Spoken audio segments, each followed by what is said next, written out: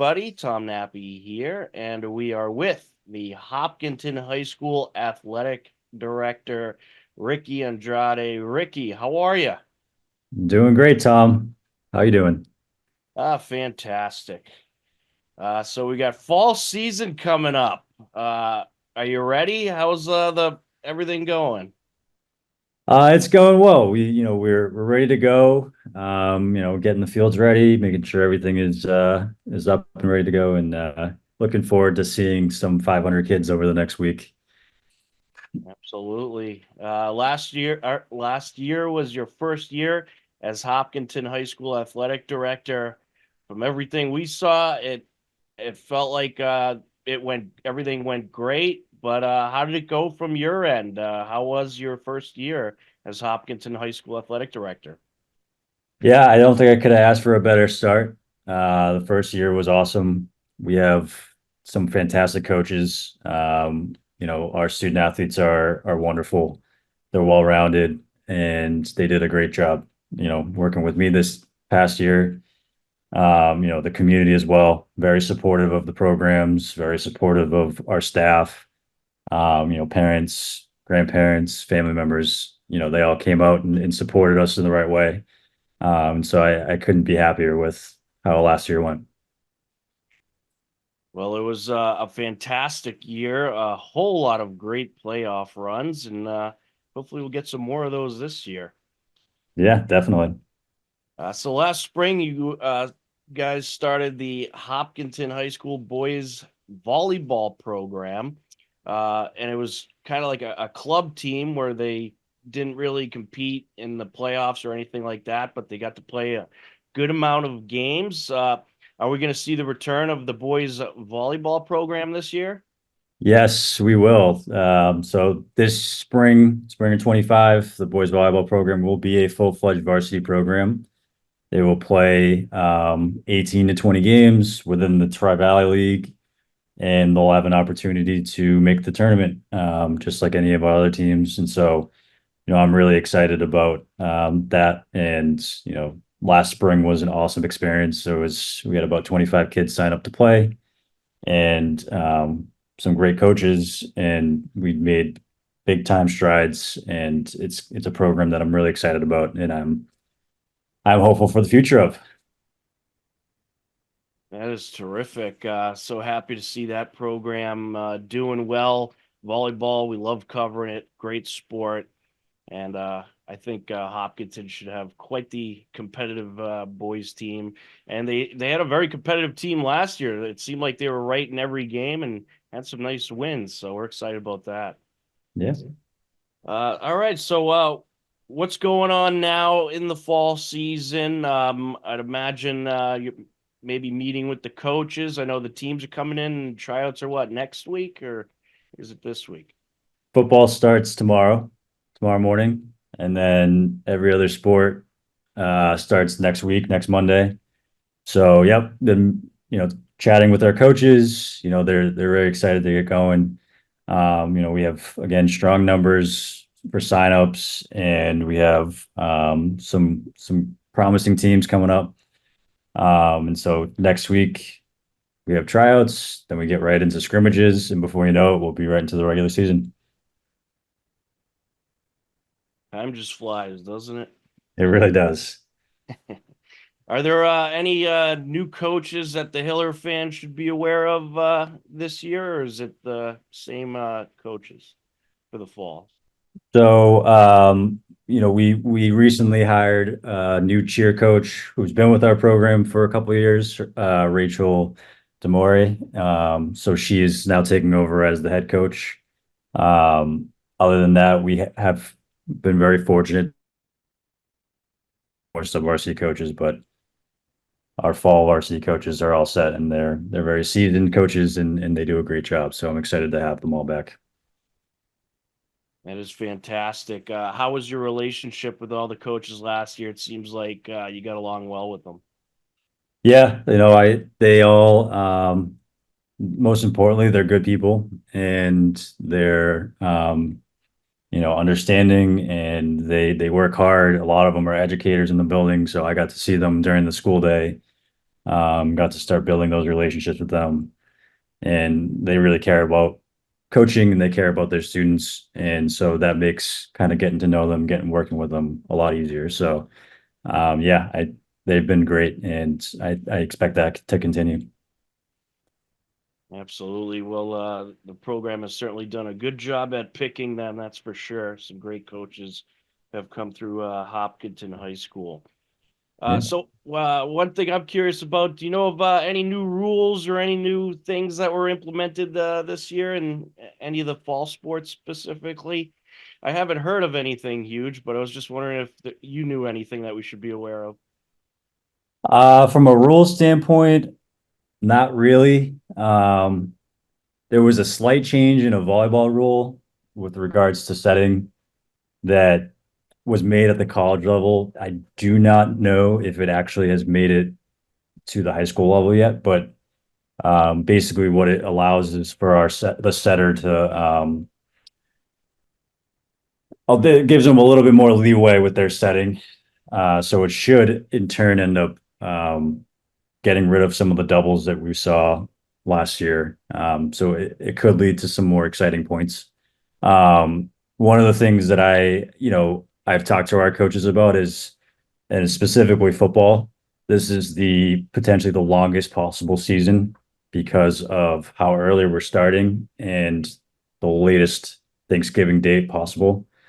So we actually have that extra week in the season, in the regular season, where football we're supposed to have 8 games in 8 weeks. This year, there's actually 9 weeks to play those 8 games. So that first week of 9-6, we're actually playing a scrimmage and not an actual regular season game. So that's kind of a unique part of the season. So we'll also extend all the other fall sports seasons as well. But for football, this is the longest possible season. So. Ah, it's one of those wild years where you have those extra long football seasons. Yeah. And I understand the football team, they've been trying to get some more opponents that are at their division or higher due to the playoff system. And it looked like there was I don't have the schedule in front of me, but it looked like there was some new opponents on the schedule this year. Um, have you been in touch with any of the schools that are in a different division? I mean, one school I'd love to see him play is Milford. Is that a possibility in the future? Definitely a possibility in the future. For this year, we typically for football, we play a home and away with an opponent. So this is year two, with several of those. So, Wayland, we played at home last year in a great game. Newton South, we played at home last year. So we're on the road against them. The TVL actually, Medfield dropped to the small and Dedham went to the large. So we are playing Medfield as a non-league game, and then we're actually playing Dedham at the end of the season before the tournament starts. And then our biggest and kind of newest game is against St. John Shrewsbury. So we're going to be on the road for that, and that will be a good test. Like you said, a bigger school, a Division I school that um, traditionally has been strong, and it would be a good gauge to see where we're at. That is going to be a great test. I'm looking forward to that rivalry. Should be a good one. Any new features or programs that are happening this year? Any new sports perhaps coming to Hopkinton High School? I know you're trying to add some programs. Yeah, I'm always open to it. I sent out a survey at the beginning of last year that to try and get some feedback on where students may be interested. I mentioned girls flag football last year. We weren't able to get it going last year, but I'm hopeful that potentially we can get it going this year in the spring. I've gotten a lot of feedback about a dance team in the winter. It's kind of a growing sport, and I know a lot of students in the high school are doing dance. Within the school itself, we're really trying to focus on student leadership this year, developing better kind of our captain's council, which will, we're going to have kind of a captain's council curriculum and really work with our student athletes who are leaders in the building, to kind of help them develop as leaders, and hopefully that trickles down into their teams. So that's really the focus for this year. And then, always seeing if there's opportunities to increase participation, whether that be through girls flag football, dance, maybe even badminton. There's a great deal of interest in all of these sports. And so it's just a matter of, do we have the resources? Can we find opponents, and, can we make it happen? Well, they got those new pickleball courts open too now, so I mean, maybe a pickleball team.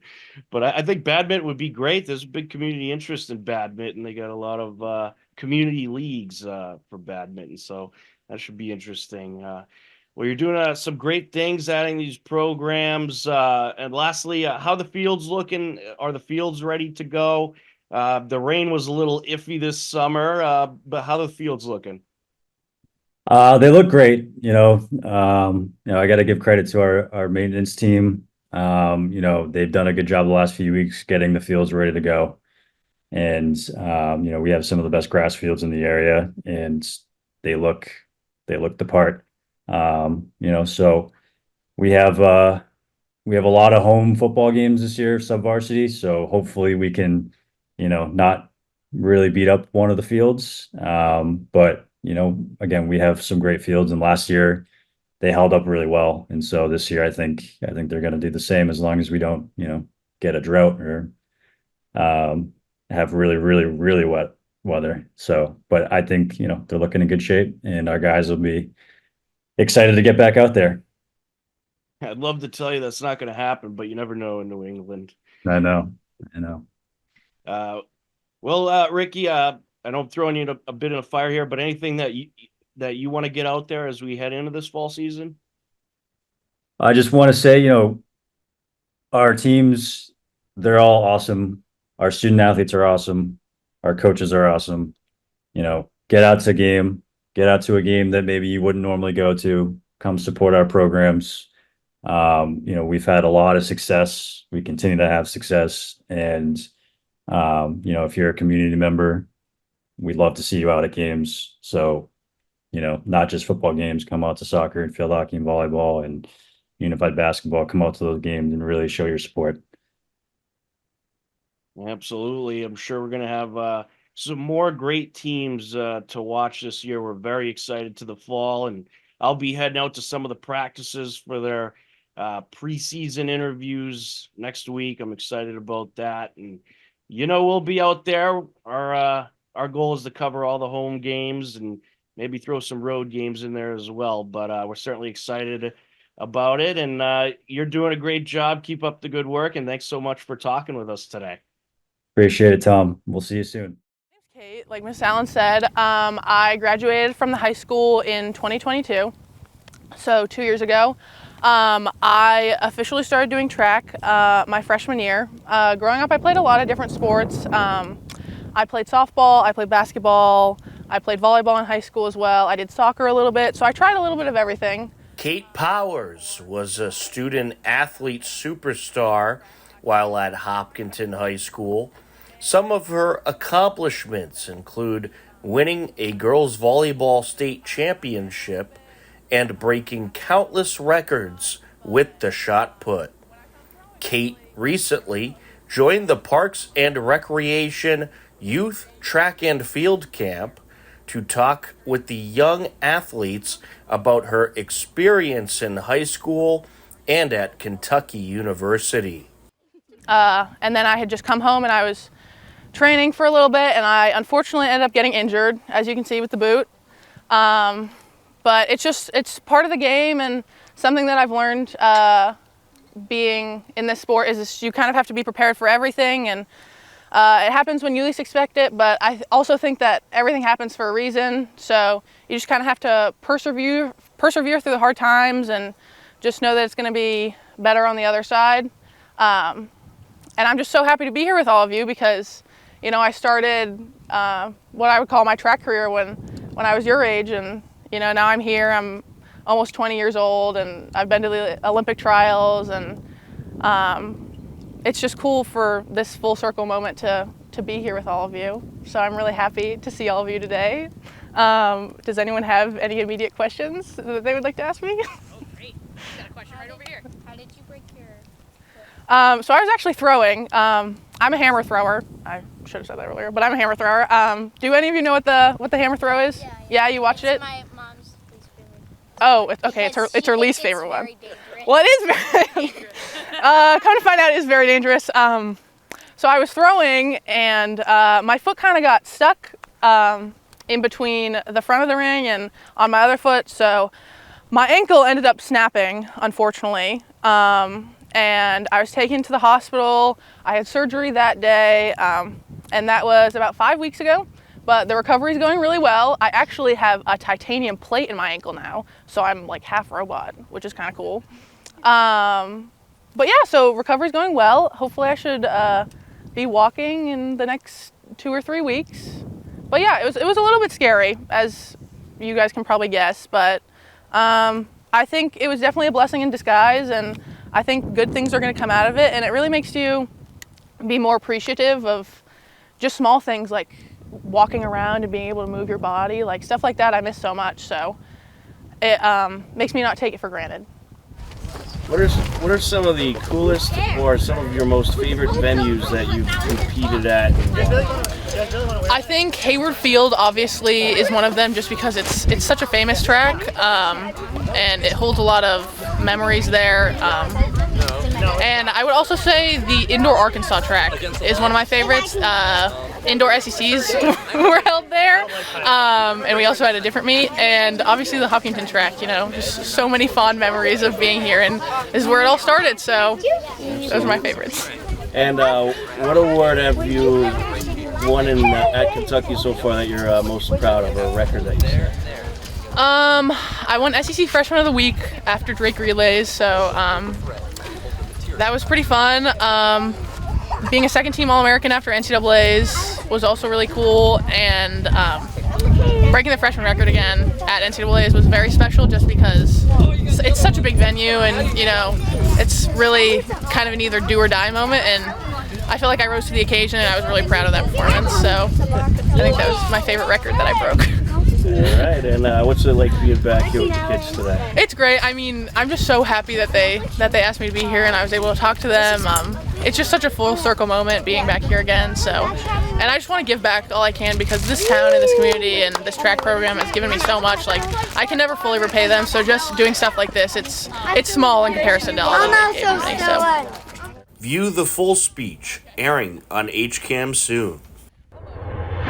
Hello, everybody, and welcome to this segment of HCAM Sports Talk. Tom Nappy here, and I am joined by Andy Barron and Jared Keene. Guys, how are you?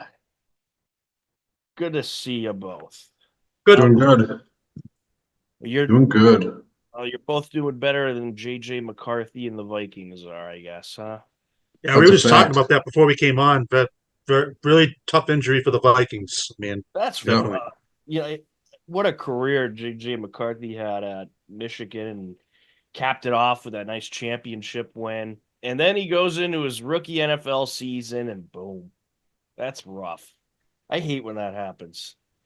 If it's sophomore season, it's still sad, but a little less sad. But your first year, that's devastating. I was thinking about this before we came on, guys, because I just thought about this, and that's the status of the NFL preseason. That I really think there's going to be some major overhauls coming up to this preseason in the next CBA, which is still years away. But I'm hearing there are going to be no more preseason games, or if maybe just one, and that's it, because there is too much money involved with these players getting hurt. These games are completely meaningless. And I understand guys are trying to make the team, but they are absolutely pushing away from this. Devon Godchild of the Patriots was talking about this the other day on the radio, and he was saying how we have it easy now. 10 years ago in the league, we were in full pads, playing all the time, and he said that this is a problem in this league. You're seeing it, that the starters want to get more reps, but they're not letting them do it. So I will not be surprised if there are no preseason games coming up. The players don't even get paid for them either. So Why are they even out there? Hold on. I want to ask you, what do you think he meant by that? Do you think he means they want more reps in preseason, or do they just want more reps in general? More reps in general, and they want to go back into pads. Like they just So they want. So what you think he's saying is they want to practice more. They want more reps. yeah, that's what So, I interpreted. so they That's want what the I old way. They don't like the new way. Yes. Right. Wow. So that would be the opposite. I mean, if they listened to the players and let's say the majority of players felt like Godchaw did, they would go back to the old way with 4 preseason games and 2-a-days, because they got rid of the 2-a-days, I believe, for the most You're part. right. They And did. and now they went down to 3 games. So I mean, the way I interpret that is Godchaw wants the 2-a-days and the 4 preseason games. Well, I don't think they're going to get the 4 preseason games. I think they might even get less. I don't know. It just there's no like half of these starters aren't even playing in the preseason. Well, and also And I want the I folks agree. to keep in mind, McCarthy didn't get hurt in the game. I believe he got hurt in practice. yeah, But well, it's look, unfortunate. It's injuries can unfortunate. happen in this sport anytime. I think a lot of it might even be the turf.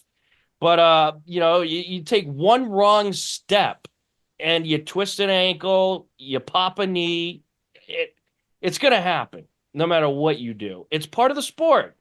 And I mean, if you think about a few years ago when Julian Edelman got injured in the first preseason game, it was a non-contact injury, and he just happened to step the Yep. wrong way. And that could happen at any time, and that's the impression that I got out of McCarthy's injury. I don't even think it was from. I think it was a non-contact injury. I'll have to look into that, but from what I'm recalling, I believe it was non-contact. So it was kind of a fluky thing. But you're going to get that no matter what. I don't think you should go less preseason games. I think you need to kind of break into the season. Like what you're gonna go right into week 1 after one preseason game. Maybe the starters play a quarter instead of a drive or two in the first game, and then you start off with a roster of 93. You got to cut that down to 53 guys. You got to cut 40 guys. You're going to decide who to cut in 2 preseason games. I don't know. I'm with Andy here totally. I've never been about preseason football. I think preseason football is pointless. Again, as Andy said. Well, how do you evaluate the guys that are trying to make the team that you have to cut? Just from practices? Joint But it's not- practices. Yeah, practices, but it's not what people want to see. Like, you want people to watch fourth string players out on the field all the time. Like, Well, I don't know. Again, I think it's pointless. Again, I think injuries are a big part of it.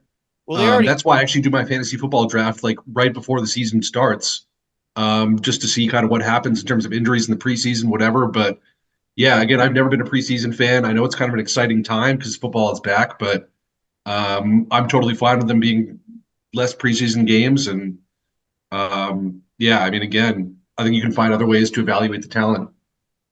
I guess, but at the same time, what I think Godchaw was saying is that the cut on practice time, the cut on preseason time is having a negative effect.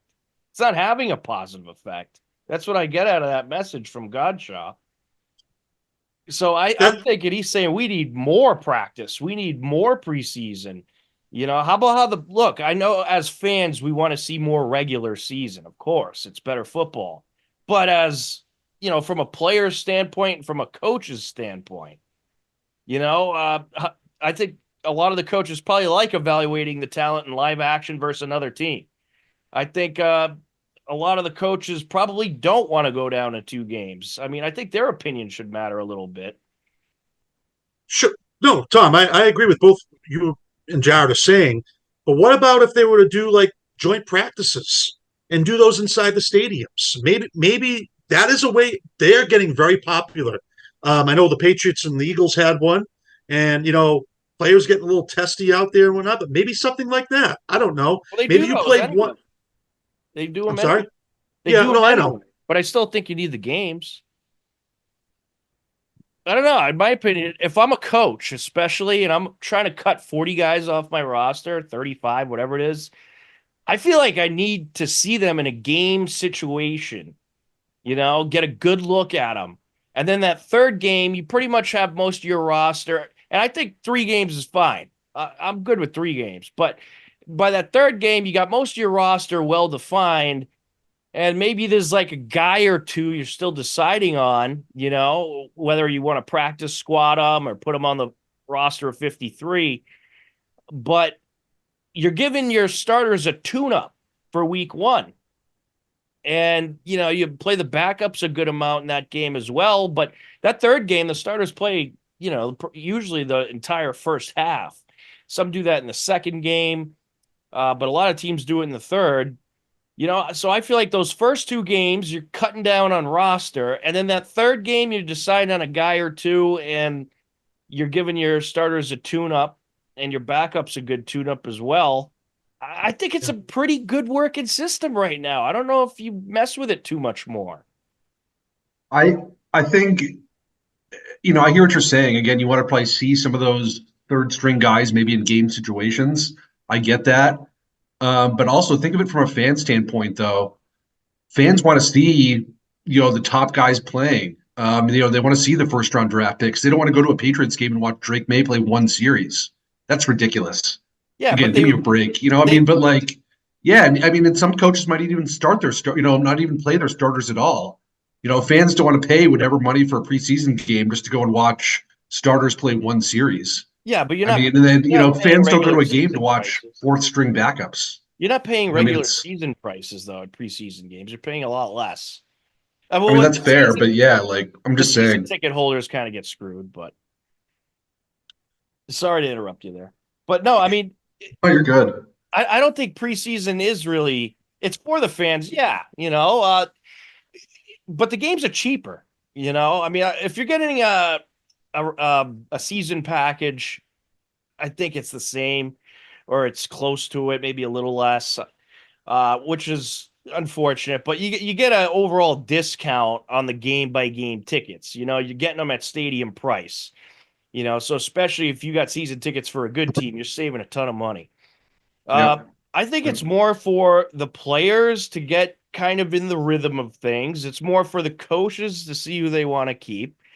I don't know if preseason is necessarily catered towards the fans. It's the fans have an opportunity to watch, and yeah, I like to watch it. Obviously, not as much as a full-out regular season game, but I feel like you need that tune-up. If you just go right into it, I think you're going to have more injuries.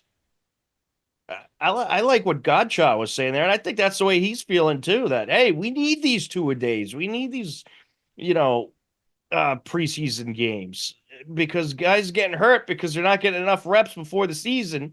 And also, I think if you cut down on the preseason too much, think about it this way. What was that quote Belichick used to say? The season doesn't start till November or October or something. Like September is kind of a waste. How much more of a waste are those early September games going to be if you only have 2 preseason games and you have even less time before the season? You're going to be taking more time in the actual season to get those players tuned up and to get your team looking good. Well, then maybe it's the owners that are pushing this because that's what it kind of seems like to me. I don't know. It's just I just don't think the preseason is what it used to be. I think that a lot of times, in the old preseasons in the 90s and the early 2000s were a lot different. These starters were playing. Tom Brady played in all preseason games. I don't remember him not playing in any preseason games. I don't know. I just think the league's different now. I just think there's too many rules. It's trending in the wrong direction. And I've said it before, there's too much instant replay. There's too much challenges, and it's slowing the game down. And I don't know. It's just the product's just not as good as rules and preseasons are 2 entirely different debates. Like if you're talking rules, all right, yeah. We could certainly talk about that. But if you're talking preseason, it's 2 different things. So, but I think I think it would be interesting to see what the players think.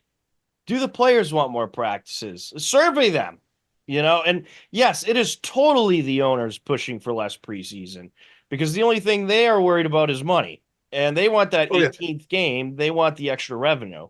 So yes, this is the owner's thing, but you know, you got to meet in the middle. I mean, in the past, the owners have won really in the CBA agreements. The players have been kind of underrepresented in the last few negotiations. But you know, if I'm the players, from what I gather, they were fighting for less regular season games and more preseason practices and games. So I think you kind of have to balance the two out because let's face it, look, these guys are getting paid millions of dollars. I get that. But this is a brutal game. I mean, it is a tough physical game. And these players are putting their bodies on the lines. They're the ones sacrificing the ACLs and the legs and the arms. And they're the ones that have to deal with these injuries for the rest of their lives. So I think their opinion has to matter too. So I guess I'll represent the players union. You guys can represent the owners. That was a good debate to start off the show. It was because I think it's something good. that needs to be discussed. I mean, clearly a lot of people are talking about it, and it'll be interesting to see what they do in the next CBA, which doesn't expire for another 5 years, so they got a ways to go. But it's clearly going to be on the topic. It's clearly going to be a topic, no doubt about it. Yeah, then we'll get 6 more online platforms streaming games on a weekly basis. Well, are the owners going to want to keep adding more games? That's the thing. They've already got this. They already got the 18th game. Are they going to want a 19th game? They're going to want a 20th game. I mean, the players got to fold somewhere. Like, as I said, it's a brutal game, and the players, I can tell you, for the most part, I don't think they want more games. They No. put their bodies through enough. So I think the owners are going to have a very hard time trying to convince the players union to add in more games. At the most, they'll get away with another one. But if I'm the players, when that next CBA comes around, I'm not budging on the 17 yet. Make them wait for that one game. Because if you budge now, then it's going to look like you're going to budge every year. You already budged in the last CBA. Don't budge again for a while. So it'll be interesting. It's certainly going to be interesting down the stretch. Obviously, the owners, they are money-hungry guys. And the players, they're trying to save their bodies a little bit so they could walk when they're 50, 60 years old. You're also going to not be seeing guys playing 20 years anymore. I mean, I just don't think you're going to see that now. I mean, Brady's the anomaly, obviously, but a lot of guys are calling it quits after even like 10 years. They want to save their bodies. And I can't really say I blame them, but you're definitely seeing a lot of guys. I think they're just going to play and then they're going to get out, Oh, even less than that. I mean, you're seeing guys retire, especially running backs and linemen after 7, 8 years. I know. And I don't blame them. I mean, you got to decide when is it enough. Like you want a good quality of life after, So you got to decide, like, all right, I've had this injury and this injury. How much more can my body put up with before I can't even walk?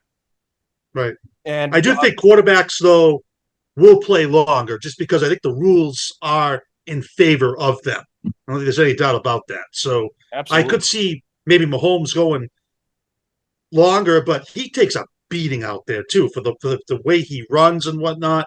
He's got a little better at not taking such a beating than he was earlier in his career.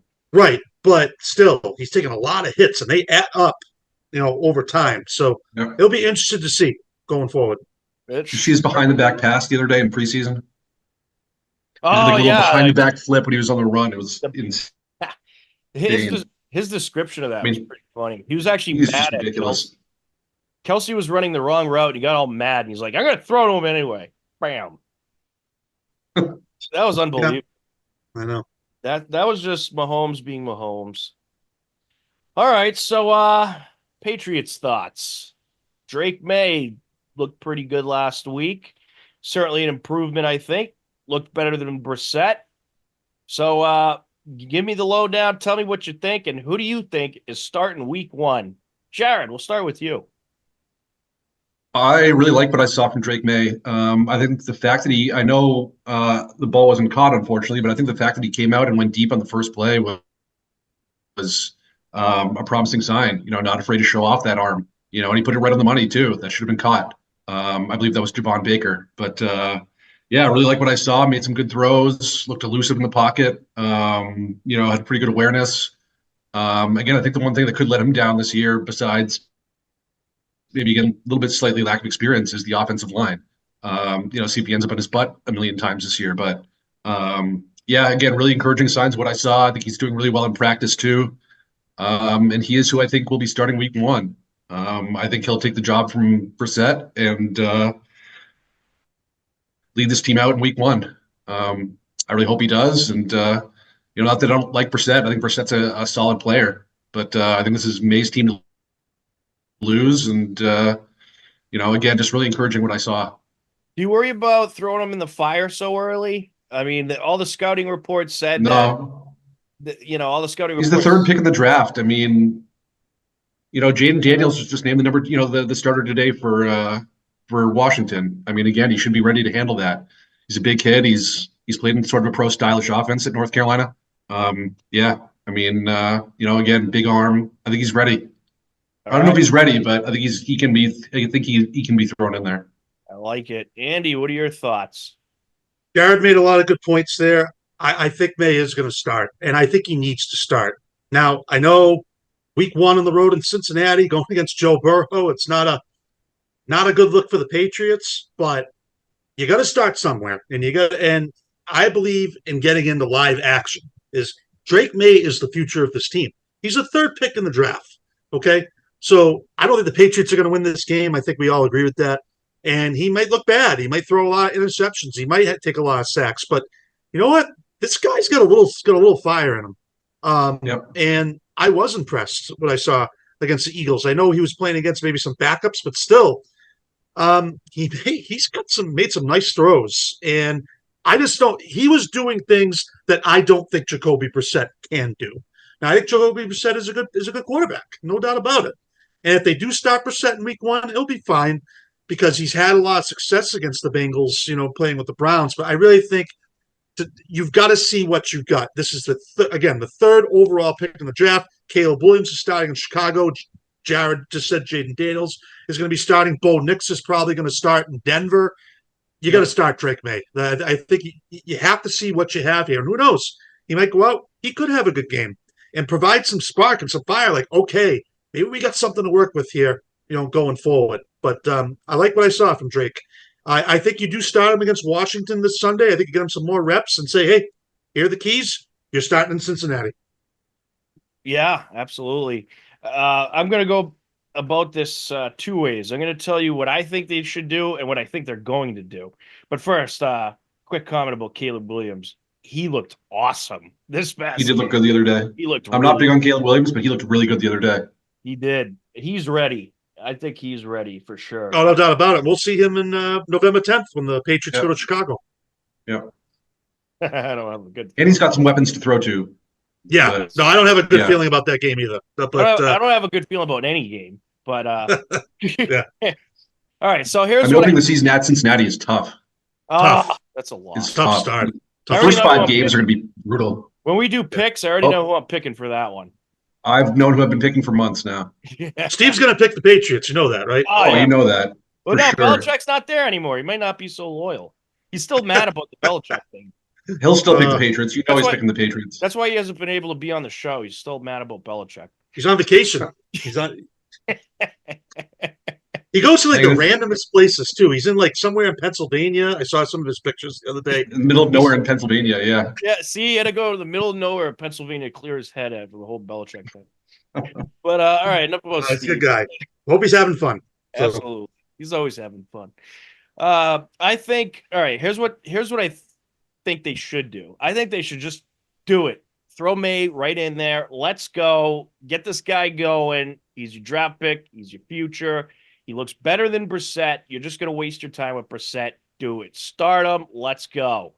What I think they're actually going to do, first of all, if they start May against Washington instead of Brissett, that might say a lot.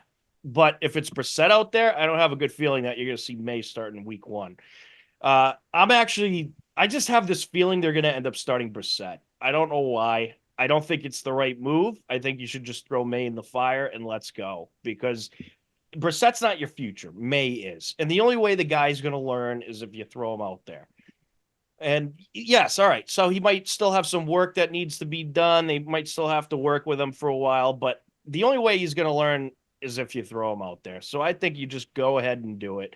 But I don't know. I think they're a little hesitant with it because they're worried about another Mac Jones situation where they screw him up. They don't want to screw him up. So they might baby him a little bit. It's going to be very interesting. But I think they should start May, but what I think they're actually going to do is probably start Brissett. But You're probably right, but I really hope you're wrong. I So really, do I. really hope you're wrong.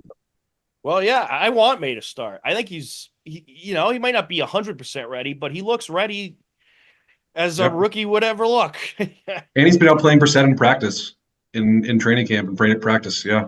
But I'll tell you what, if they play Washington and they start Brissett, I don't have a good feeling that they're starting May week. Oh, I hear you. I hear you. Definitely. I think the key to this year, guys. Let's face it. This team's not going to the playoffs. Okay, let's get that out there right away. What I want to see is Playoffs. if this team is starting to step in the right direction. This has been a brutal offseason for this team. This team has taken so much criticism, and rightfully so.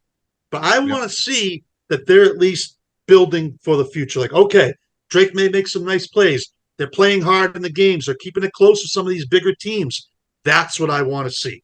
But this team is a long way away from being a contender. But there are maybe they have a couple of pieces that we can go with here and see. But I agree with Jared. It's just a brutal start to the schedule. You got Cincinnati, you got Seattle, you go to the Jets on a short week, you go to San Francisco. I mean, you're not better than those teams. Let's just face it. Then you play Miami, then you got Houston. You're going to get smoked by San Francisco. You're going to get absolutely smoked. Oh, yeah. No, they're going to be 0-7. That's probably going to be a 38 to 10 game. But I'm going to piggyback off you for a second. I think, and this is weird to say because I think he's a good player and again could have helped this year, but I think at least part of the showing that they could be, making some sort of success for the future is trading Judon. I know that's something you want to talk about, Tom, was the Judon trade. Yes. I think trading Judon, obviously Judon is on the wrong side of 30. Is he a good player and probably could have helped us this year? Yeah. And he probably could have helped our pass rush, especially with Barmore out. Do I think Keon White will step up? Yes. But obviously, I think Judon could have played a big factor. I am happy that they got a third-round pick for him. I know a lot of the talk was getting a fifth, maybe, at best. So I think getting at least a third is fine. But again, I think at least that shows that they sort of want to try to plan for taking steps to move forward. Just again by moving somebody on that's doesn't probably have many good years left, but yeah, I don't know. I just want to mention that, I guess. Yeah, I was going to bring that up next. How do we feel about Matt Judon trade? I'm devastated, by the way. I think he was the best player in the defense, maybe the best player overall on the team right now. Loved watching him. He was tremendous, and he provided that spark on your defense. I don't know who's going to do that now. Maybe Christian Gonzalez, who knows? But he was that spark on your defense. Certainly devastated to see him go. Loved watching him play. He was awesome. The way he got hurt last year was terrible. That kind of wrecked the defense a whole lot. I think he would have been good to hang on to if you could keep him happy. Because we weren't going to keep him happy, though. There's no way we're going to keep him happy. Sorry to interrupt, but there's no way we're going to keep him happy.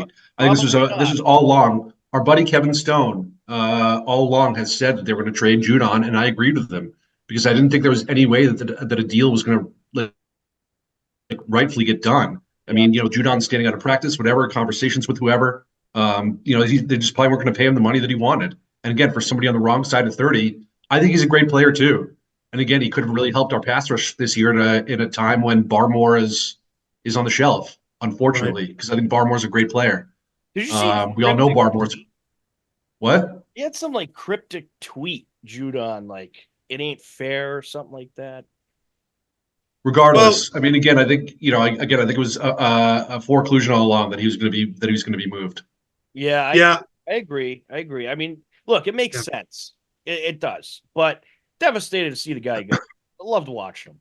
He was a good player, no doubt about it. But I knew as soon as this all happened in training camp, like he's going to get moved. It just this was going to become a distraction.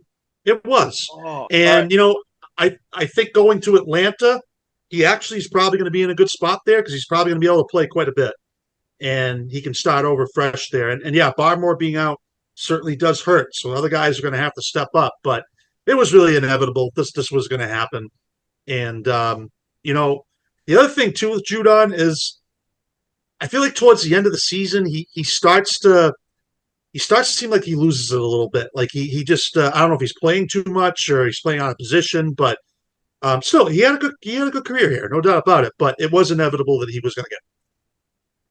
Yeah. No, I agree. I mean, you're going young here. You're starting fresh. This is a veteran who can earn big money somewhere for a Super Bowl contender or at least a playoff contender. Completely get it, completely understand. But at the same time, he was one of the very few reasons why people tuned in to watch this team because of how tremendous he was on defense and the plays he makes. Yep. So Don't and, disagree and there. I guess that would have been the one reason if you could have kept him is because he is the kind of guy that can get people somewhat interested in this team that could potentially be very bad this year. So, but obviously, yeah, it just didn't pan out that way. It likely wasn't going to work out. He probably would have been unhappy most of the year and potentially dragged the locker room down. So perhaps it was the only option there. Anyways, I was trying to pull his tweet up on this screen. He had a tweet that said, "Anyone ever fail a physical because of a broken heart?" with a question mark. Rod. Oh, I Ray. saw that tweet. Yeah. What does that mean? We'll have to I bring don't in the HCAM Sports Talk psychologist to break that one down. know. All right, but just like that, the snap of a finger, we're out of time for this segment. Can you believe that? Time flies when you're having fun, right? We do have some time for final thoughts, however. Jared, any final thoughts? Oh man, on the spot here. Start I with guess I'm just Andy. looking forward to this time of the year. I think this is a really great time of the year for sports, especially after a rough couple of months here with pretty much just baseball and whatever else. Olympics did help a lot. Watched a lot of Olympics, but I got between college football on Saturdays, NFL on Sundays and Mondays. Obviously, you guys know I'm a big Premier League fan, so I got that on Saturdays and Sundays. I got it all. My girlfriend is never looks forward to this time of the year because she knows I'm going to be probably hogging the TV 99% of the time. So, yeah, just excited to have it all back and, again, looking forward to fantasy football. Looking forward to see kind of what I can put together this year and hopefully put together a good season. Absolutely. Andy, any final thoughts? Yeah, just wanted to congratulate the Salem, New Hampshire Little League boys baseball team. They went to the Little League World Series. Unfortunately, they were eliminated, but still, remarkable accomplishment to make it that far, to be on that stage has got to be something that these kids will never forget. It really, and not all these kids are going to go on and be major league players, but for them, it's a lifelong width of memories. The Little League World Series, it's really kind of the cap off to the end of the summer. It's been going on for a very long time, and it's great to see some local teams from the area that get in there. It's quite the event. Great game earlier between Japan and Venezuela. Really good pitching matchup. Some incredible. I Great mean, game. some of these teams are incredible. Really, I mean, Mexico, Japan. You got all the I mean, teams. Japan is always good. Chinese Taipei is always good. I mean, those are the elite. But yeah, I was impressed with Nevada the other night. Nevada can really play. I think they were just playing Hawaii. I don't know who won that game, but yeah, I think it was going to be a good game. It's just amazing to see how some of these players just. It feels like they're just getting better and better every year. It's really something. Also, shout out to Hudson Post 100 to make it to the American Legion World Series. I think their run came to an end as well, but again, to make it that far is quite the accomplishment. Oh, no doubt. No doubt. Absolutely. And my final thought is a big shout out to Caitlin Clark and the Indiana Fever. What a game they had Sunday.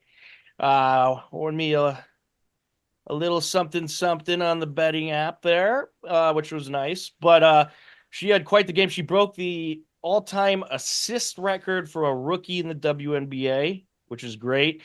She had 9 assists in the game. Wow, can she pass the ball? She wasn't on her A game shooting wise. In fact, she came up short on about her first 8 threes. She couldn't shoot it early. She went 0 for 6 to start, and she was short on every one, on every 3. And then went 3 for 10 overall. But the good thing is the over/under on threes was 2.5, so I hit that.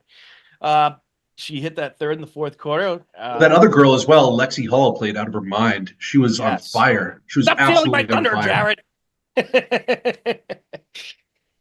Stealing my thunder. I couldn't help it. She was immense yesterday. Immense.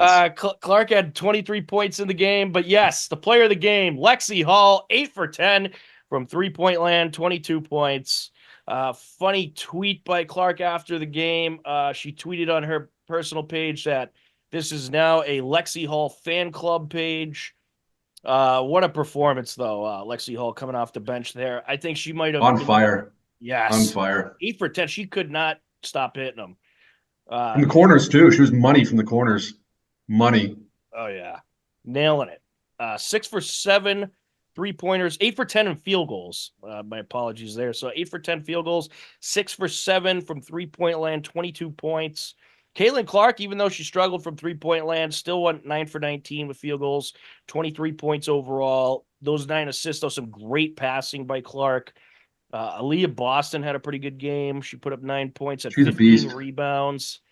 Yep, she led the way in rebounds. I'll tell you, those days that Clark can't shoot, she's still worth having out there because of her passing game. It's unbelievable. Oh, of course. You have to always play her. She's the GOAT. I think she's the GOAT she certainly is of college basketball, but I think she's going to eventually be known as the GOAT of the WNBA as well. And it was a full house for that game, too. Angel Reese had a big game as well for Chicago, 19 points and 20 rebounds. Yes. Yep. And Indiana, I mean, they're 13-15, but they have been winning and winning some more. They beat a 17-9 team yesterday, who was ranked 3rd in the league, the Seattle Storm. Indiana Fever was ranked 7th, but they got the win.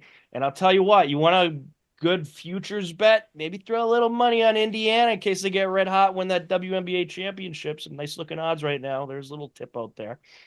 I think it's a possibility because this team seems to be coming together nicely, and I think they're only going to get better from here. So, and Caitlin, the pieces are filling in between Caitlin Clark, Lexi Hall, Leah Boston. So look out for the Indiana Fever come playoff time. Also, Hillers Sports starting up soon. Be on the lookout for the first broadcast schedule. Believe it or not, it will be coming out in about a week or so, a little over a week. So we'll have our first games that we will be broadcasting of the season listed. Certainly an exciting time. And it's football time, baby. Can't wait. College football starting up next Saturday. So that's going to be fun. And maybe we'll do a little college football talk on next week's show. What to talk about there. But guys, unless you got anything to add, I think we could wrap this up. All right. I think they're good. So for Jared Keene, Andy Barron, I'm Tom Nappy. As always, we thank you for watching HCAM Sports Talk. Take care. Enjoy the rest of your day. We'll talk to you again soon. Goodbye, everybody. This is Kate Powers. She started her track and field career right here where you guys are. Your age, right around your age. I know Kate because she did track and field with my daughter Maggie, who's a couple years older. They were teammates, and now Kate is in college and pursuing an education as well as going for the gold, right?